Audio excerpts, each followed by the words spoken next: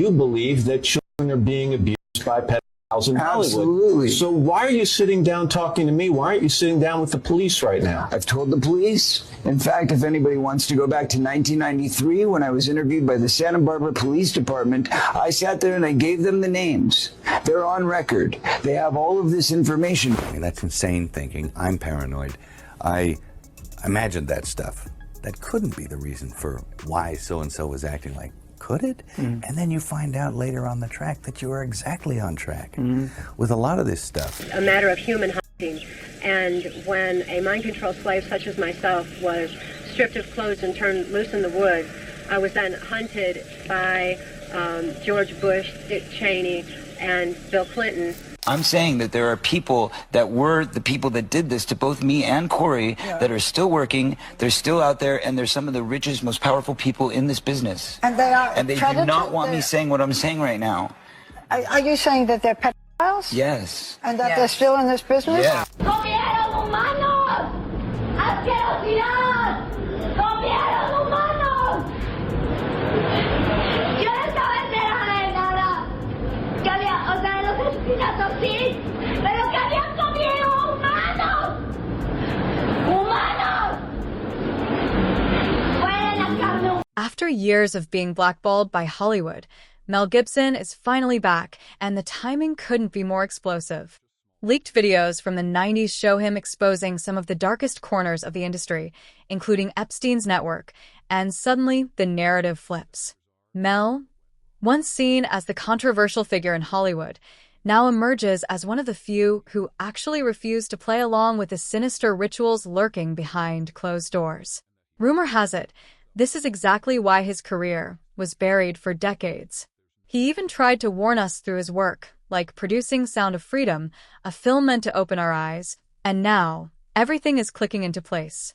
The horrors he hinted at in movies are just the tip of the iceberg. Epstein has dominated headlines since the release of over 3 million files by the DOJ, exposing elites committing unthinkable crimes against women. And the terrifying truth? This isn't even all of it. Some evidence remains hidden, powerful enough to shake the entire nation. The files show girls being exploited in the most horrific ways. Some scenes are beyond description. Epstein himself called them like shrimp. You throw away the top, keep the body. It's a chilling confirmation of what we all feared. Yet, aside from Epstein, arrests remain non-existent. Rumors even swirl that he might still be alive, while Ghislaine Maxwell lounges in luxury prison conditions. And the reports of 330 gallons of sulfuric acid Epstein allegedly purchased in 2018? Enough to dissolve a human body completely, leaving zero trace. Coincidentally, it was bought the very day the FBI opened a case against him. Amid all this chaos, Mel Gibson's name keeps surfacing, and it changes everything. Remember the Passion of the Christ? Hollywood refused to fund a movie about faith, forcing Mel to put up his own money to tell the story. After that, he was slammed with allegations of anti-Semitism, painted as the villain, even though he was fighting to expose the truth. Now, a newly surfaced video shows a 25-year-old Mel speaking candidly about the dark industry practices he witnessed, and the mainstream media dismissed him as a lunatic. He was canceled long before cancel culture existed, blacklisted for simply refusing to conform. Hollywood, in all its glitz, is really the modern-day Sodom and Gomorrah, and Mel Gibson? He's been one of the few brave enough to stand apart from it all. I had a whole bunch of weird paranoid suspicions about what the hell was going on because there was a lot of stuff I couldn't understand. Right. And nobody was really bothering to explain it to me. They don't. And and I formed a bunch of opinions about the town and about the people in it that were like, surely that couldn't be, because a whole place can't be like, Weird Town, where the stranger wanders in and all the people are in the bar and they all shut up when he looks at them and they tell you don't go to the house on the hill, and it's like that. And then you go away and you think, no, I was wrong. I mean, that's insane thinking. I'm paranoid. I imagined that stuff. That couldn't be the reason for why so-and-so was acting like. could it? And then you find out later on the track that you are exactly on track with a lot of this stuff. Not specifically on track, but that you could, that some of your worst nightmares were real. But the story doesn't end there.